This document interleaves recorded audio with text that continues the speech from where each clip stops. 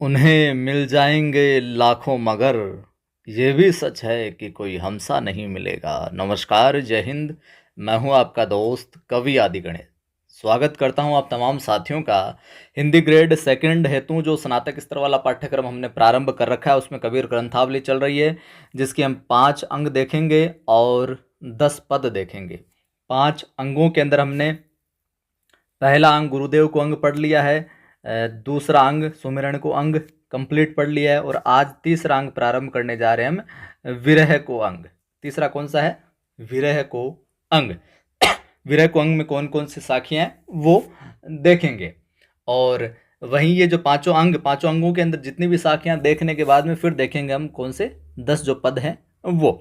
अभी तक आपने मेरा टेलीग्राम चैनल ज्वाइन नहीं किया तो ज्वाइन कर लीजिए। कवि आदि गणेश हिंदी नाम से टेलीग्राम चैनल है, डिस्क्रिप्शन में लिंक मिल जाएगा और सर्च करोगे तो भी मिल जाएगा, जिस पर 4800 से ज़्यादा लोग जुड़े हुए हैं। उस टेलीग्राम चैनल को आपको ज्वाइन करना, वहाँ पर मैं सवाल वगैरह कुछ ना कुछ डालता रहता हूँ। वीडियो को लाइक कर दें, इसको जितना ज़्यादा लाइक करेंगे उतना ही मुझे संबल मिलेगा, थोड़ा सा उत्साह बढ़ेगा कि हाँ, हमारे द्वारा जो निःशुल्क रूप से पाठ्यक्रम करवाया जा रहा है ग्रेड फर्स्ट सेकंड का, उसके लिए लोगों को वो पसंद आ रहा है। कमेंट करके भी आप अप्रिशिएट कर सकते हैं और ज़्यादा से ज़्यादा शेयर ज़रूर करना है। जितना ज़्यादा शेयर करोगे उतने ज़्यादा लोग हैं जो चैनल से जुड़ पाएंगे, उनको पता चलेगा।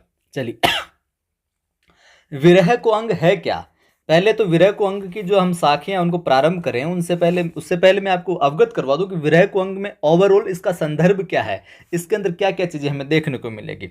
विरह को अंग जो नाम है, इसके नाम से आपको पता चल रहा है विरह को अंग, यानी इसके अंदर जो भी साखियां हैं उन साखियों को स्थान मिला है विरह को अंग। इस अंग के अंदर जिनमें विरह की तीव्रतम अनुभूति है, एक तरीके से वियोग की पीड़ा की विरहानुभूति इसके अंदर देखने को मिलेगी। उन्हीं विरहानुभूति वाली साखियों को विरह को अंग में शामिल किया गया है और वो काव्य बन गई एक तरीके से। सामान्यतः क्या होता है कि जीव अपने आप को पूर्ण मानता है। हम अपने आप को मानते हैं कि हम बिल्कुल हम कंप्लीट है, तो जीव अपने आप को क्या मानता? पूर्ण मानता। परंतु एक समय एक स्थिति ऐसी आती है जब वह अपने को अपूर्ण अनुभव करने लगता है, यार कुछ तो कमी है अपने अंदर, कुछ तो बाकी रहा है, तो अपने को अपूर्ण अनुभव करने लगता है। ऐसी स्थिति में जीव पूर्णता के लिए क्या होता है? आतुर हो जाता है। जो उसे कमी लगती है, आपके जीवन में कोई कमी है तो आप उसको पाने के लिए क्या करते हो? आतुर होते हो।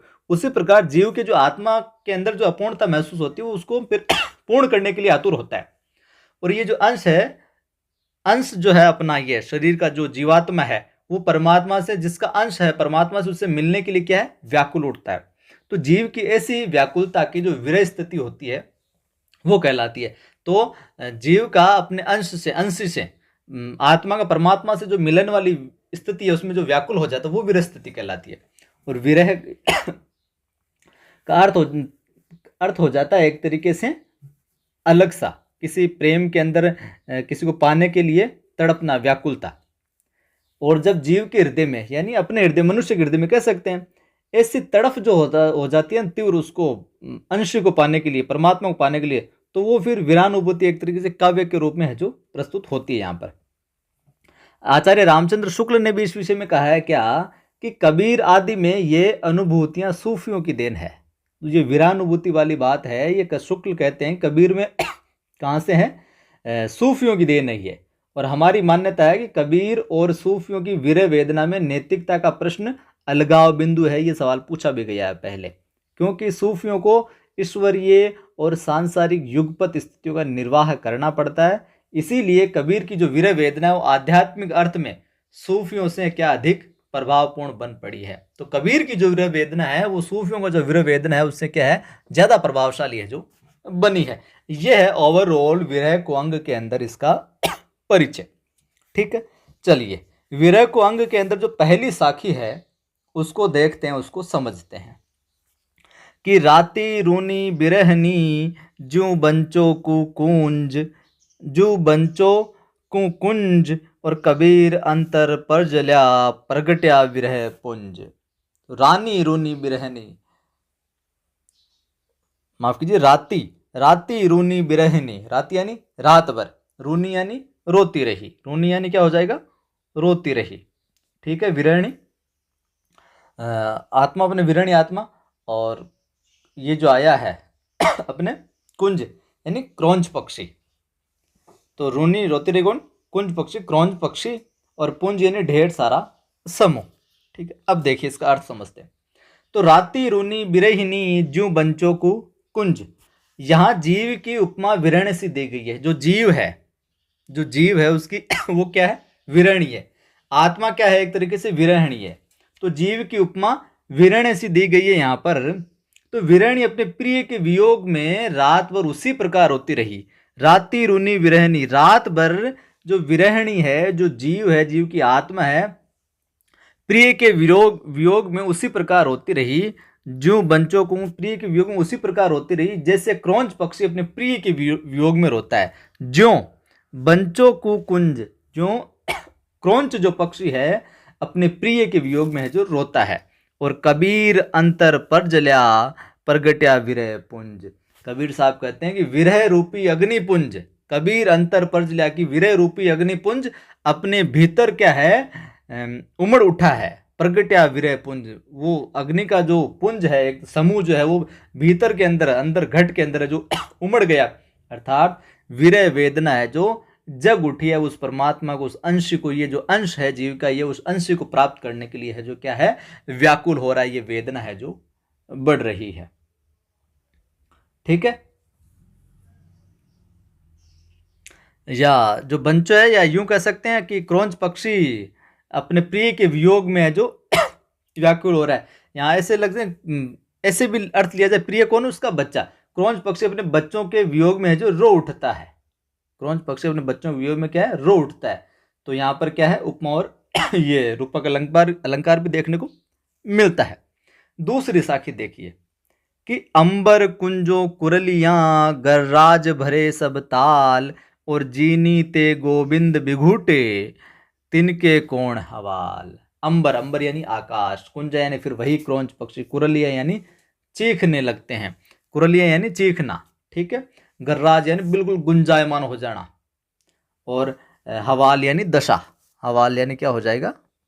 दशा हो जाएगा। तो देखिए ये कोई भी साखी दे दी पूछ ले किस अंग से ली गई, तो आपको ध्यान में रखना है विरह को अंग से ली गई। तो बार बार 2-4 बार पढ़ोगे तो आपको पता चल जाए कौन सी साखी किससे संबंधित है। देखिए, अंबर कुंजों कुरलियां गर्राज भरे सब ताल, आकाश में क्रौंच पक्षी अपनी प्रिया की विरह वेदना से रो रहा है। अंबर कुंजों कुरलियां चीख रहा है वो, गर्राज भरे सब ताल। आकाश में अंबर, अंबर में आकाश में कुंजो क्रौंच पक्षी कुरलियां चीख रहा है, किसकी वेदना में? प्रिय की वेदना में। और गर्राज भरे सब ताल, उसके आंसुओं से धरती के सारे सरोवर भर गए हैं। उसके उसके यानी क्रौंच पक्षी के आंसुओं से सारे धरती के सारे सरोवर है जो भर गए हैं। जीनी ते गोविंद बिगुटे तिनके कोण हवाल, तो कदाचित यहाँ ये कह सकते हैं कि मेघों ने भी उनकी वेदना को क्या? सहानुभूति दिखाई, और गरजने लगे हैं वो भी, सहानुभूति दिखाकर उसके साथ में वो भी रोने लगे, गुंजायमान होने। जब केवल एक रात्रि के वियोग से ये एक पक्षी की ये अवस्था हो जाती है ना, तो फिर जीनी ते गोविंद बिगुठे तिनके कोण हवाल। तो यहाँ पर एक कबीर साहब कह रहे हैं कि केवल एक रात्रि के वियोग से ही एक पक्षी की ये इतनी इस तरीके की दशा है जो हो जाती है, तो उस जीव का क्या हाल होगा? तिनके, तिनके यानी उस जीव का कोण हवाल यानी दशा, उस जीव की दशा का क्या हाल होगा जो अनेक जन्मों से परमात्मा से अलग है। कि एक रात क्रौंच पक्षी प्रियतम की वेदना से रोने लग जाता है, आंसू से यूं समझो कि धरती के सारे तालाब भर जाते हैं, सरोवर भर जाते हैं, और मेघ गर्जना करके उसकी वेदना को और सहानुभूति देते हैं। गर्राज भरे सब गर्राज भरे सब ताल, तो गर्जना करने लग जाते हैं और सब ताल है जो भर जाते हैं। तो उस एक रात की वजह से इतनी विरह वेदना होती है, तो फिर ये जो जीव है, जो ये आत्मा, ये तो अनेक जन्मों से परमात्मा से अलग है, तो उसको मिलने के लिए वो कितनी व्याकुल होगी, उसकी क्या दशा होती होगी। ठीक है, आगे देखिए अगली जो साखी है, चकवा बिछुटी रेण की आई मिली प्रभाती, और जे जन बिछुटे राम सू ते दिन मिले न राती। चकवी बिछुटी रेण की आई मिली प्रभाती, प्रभाती है ना प्रातःकाल। कबीरदास जी कहते हैं कि चकवी अपने घोड़े से रात को बिछुड़ जाती है, अपने जोड़े से, माफ करें, चकवी बिछुड़ी रेण की आई मिली प्रभाती की चकवी अपने जोड़े से रात को बिछुड़ जाती है और वेदना से रात भर कराहती है। रेणी की रात की आई मिली प्रभाती, रात भर कराते किंतु सवेरे अपने प्रिय से मिलकर आनंदित भी होती है। और आई मिली प्रभाती, चकवी बिछुड़ी रेणी की, चकवी रात भर अपने जोड़े से बिछुड़ जाती है, वेदना के अंदर तड़पती है, कराहती है, किंतु आई मिली प्रभाती, और सवेरे है जो उससे मिलकर क्या होती है, आनंदित होती है। जे जे जन बिछुटे राम सू, ते दिन मिले न राती। परंतु मनुष्य तो क्या है, वासनाओं में लिप्त रहने के कारण अलग हो जाते हैं, और परमात्मा सदा के लिए उससे वासनाओं में वो मनुष्य जो लगा रहता है, तो परमात्मा जे जन बिछुटे राम सू, जो राम से अगर अलग हो जाता है कोई जीव, तो उसमें उसमें परमात्मा से वियोग को वेदना ही नहीं होती। इसलिए उसका जो परमात्मा से कभी भी ये संयोग नहीं हो पाता। ते दिन मिले न राती। अगर आपने प्रभु का नाम जो है, या यूं कहीं परमात्मा से जब आत्मा अलग हो जाती है, वो उसका सुमिरन नहीं करता, क्योंकि मनुष्य जो है विषय वासनाओं में यहाँ पर लगा रहता है, लिप्त हो जाता है ईर्ष्या के अंदर, तब वो उससे परमात्मा का जैसे जैसे जितना ज़्यादा वो वासनाओं में लिप्त होगा, परमात्मा उससे उतना ज़्यादा दूर है जो होता जाएगा। और फिर अगर इन्हीं में पड़ा रहेगा, ते दिन मिले न राती, तो फिर न तो दिन को मिल सकता है न रात को है जो मिल सकता है, सदा उसके है जो वियोग की अवस्था जो बनी रहेगी। इसलिए जितना ज़्यादा वो वासनाओं में कम होगा, उतना ही ज़्यादा प्रभु के जो करीब आएगा। तो यहाँ पर चकवी का क्या एक तरीके से दृष्टांत देते हुए जीव को ये परामर्श दिया, एडवाइस दी गई है क्या, कि वासनाओं में लिप्त होने के बावजूद भी उनसे जो उनसे उभरा जाएगा, वासनाओं से दूर हो जाएगा जितना, तभी जो ईश्वर के करीब है जो आ पाएगा। ठीक है, समझ में आ रहा तो फिर लाइक कीजिए, शेयर कीजिए, सब्सक्राइब कीजिए, नहीं किया है तो अभी तक। अगली साखी देखिए कि बांसुरी सुख ना रेणी, सुख ना सुख सुपने माही, और कबीर बिछुटिया राम सो, ना सुख धूप न चाहा। बांसुरी यानी बांसुरी, और एक तरीके से रेणी यानी रात्रि, सुपने यानी स्वप्न, माहियन में। तो कबीर साहब कहते हैं क्या, जीव राम का ही अंश है। जीव क्या है, एक तरीके से राम का ही अंश है, इसलिए उसे तब तक चैन नहीं मिलेगा जब तक वह राम में जो मिल नहीं जाता। बांसुरी सुख ना रेणी सुख, ना सुख सुपने माए, कि जो जीव है ये राम का एक तरीके से अंश है, उसी से लगा हुआ है। सुख ना रेणी सुख, तो उसको बिल्कुल सुख नहीं मिलेगा, बिल्कुल चैन नहीं मिलेगा, बिल्कुल उसमें शुद्ध नहीं आएगी, न तो रात को न कभी दिन को, जब तक कि वो राम से जो नहीं मिल जाता। मतलब जीवात्मा है जो तड़पती रहेगी, ना सुख सुपने में, मतलब राम के विरह में जो तड़पती जीवात्मा, उसको न तो दिन में चैन मिलेगा न रात में मिलेगा, मतलब सपने में भी उसको सुख है जो प्राप्त नहीं होगा। ठीक है, कबीर बिछुटिया राम सू, ना सुख धूप न चाहा। कबीर साहब कहते हैं कि जीव धूप और छाया दोनों में तड़पता रहता है, सुख धूप न छा।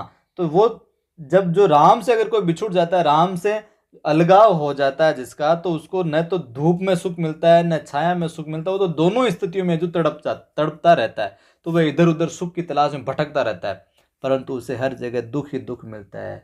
अतः उसे असली सुख किसमें मिलेगा, राम के मिलाप में है जो मिल सकता है। राम को प्राप्त करने के लिए उसे प्रयासरत है जो रहना चाहिए साहब। तो इस साखी में क्या है कि जो धूप और छांव है, ये इसके माध्यम भौतिक साधनों की जो निरर्थकता है उसकी ओर यहाँ पर संकेत किया है। राम कोई मूल साधना है जो माना, राम कोई मुख्य वस्तु है, जो चीज है, जो एक तरीके से माना है कि उसी का उससे मिलन होने के बाद में ये सारे झंझटों से दूर हुआ जा सकता है। अगली साखी देखिए कि बिरहनी ऊभी पंथ सिरी, पंथी बूझे धाई, और एक शब्द कछ पीव का, कब्र मिलेंगे आई। ऊभी यानी खड़ी, धाई यानी दौड़ कर। ठीक है, और ये जो आया अपने कब्र यानी कब, किस दिन। तो बिरहनी उभी पंथ सिरी, पंथी बूझे धाई। कबीरदास जी कहते हैं कि जे बिरहनी रास्ते को छोड़कर, किनारे को छोड़कर, सिरी यानी छोर को, किनारे को छोड़कर, रास्ते को छोर पर खड़ी होकर किनारे पर खड़ी होकर प्रत्येक पथिक से अपने प्रियतम का संदेश मांगती है। पंथी बूझे दाई बिरहनी उबी पंथ श्री पंथी बूझ, मतलब आपने क्या रोड का किनारा पर, सड़क का किनारा पर। तो कबीरदास जी कहते हैं जो बिरहणी है, जो जीवात्मा है, जीव है, वो रास्ते के किनारे पर खड़ी होकर क्या है, प्रत्येक राहगीर से, प्रत्येक प्रत्येक पथिक से अपने प्रियतम का क्या संदेश मांगती है। एक शब्द कछ पीव का कब्र मिलेंगे आई। उसी प्रकार जीव प्रभु के विरह से इतना व्याकुल है कि संसार रूपी पद पर क्या है, खड़ा हुआ है, और प्रत्येक साधक से अपने प्रियतम यानी राम के बारे में पूछता है कि वह मुझसे कब आकर मिलेंगे। एक शब्द कछपीयू का, कि उसका एक शब्द भी है जो मुझे मिल जाए मिल जाए, उसका प्रत्युत्तर मुझे मिल जाए, कब रे मिलेंगे आई, कि वो मुझे संदेश भेजते कैसे न कैसे साधकों से, जो साधक है उसको पाने वाले, उनसे पूछता रहता है, पथिकों से, राहगीरों से, कि वो मुझे एक शब्द भी अगर उनका कोई आया है तो मुझे बता दो, कैसे मिलेंगे, क्या मिलेंगे, किस दिन आकर है जो मिलेंगे। तो यहाँ पर क्या विरहिणी और साधक की जो लगन क्षमता है उस पर है जो बल दिया गया। और प्रियतम से संबंधित जो यहाँ पर आया ना, शब्द कछ पीयू का, एक शब्द, एक शब्द मात्र से भी यानी उसके जीवन का आधार होता है। मतलब एक थोड़ी सी भी आस उसे मिल जाए, तो थोड़ा सा भी अगर उसके राम का नाम को प्रकाश मिल जाए, थोड़ी सी सूचना मिल जाए कि ऐसे ऐसे मिलेगा, तो उसे क्या चैन आ सकता है थोड़ा सा, कब्रें मिलेंगे आई। तो आज की वीडियो में ये 5 साखियाँ देखेंगे हम विरह को अंग से। बाकी की साखियाँ अगली वीडियो में धीरे धीरे हम करते चलेंगे। अच्छी लगी है तो लाइक कर दीजिए, और सभी मित्रों को शेयर जरूर किया करें ताकि वो भी जुड़ सके। पहली बार देख रहे हैं, सब्सक्राइब कर बेल आइकन क्लिक कर लें। मोटिवेशनल वीडियो देखने के लिए, पढ़ाई से संबंधित आपकी कोई भी समस्या है तो मोटिवेशनल वीडियो को देखने के लिए आप, मेरा दूसरा एक यूट्यूब चैनल है आदि की आवाज़ नाम से, उसको भी आप सब्सक्राइब कीजिए, और वहाँ मोटिवेशनल वीडियो डाले जाते हैं उनको सुनिए, अपने आप में इम्प्रूवमेंट लाइए। जय हिंद, फिर मिलता हूँ।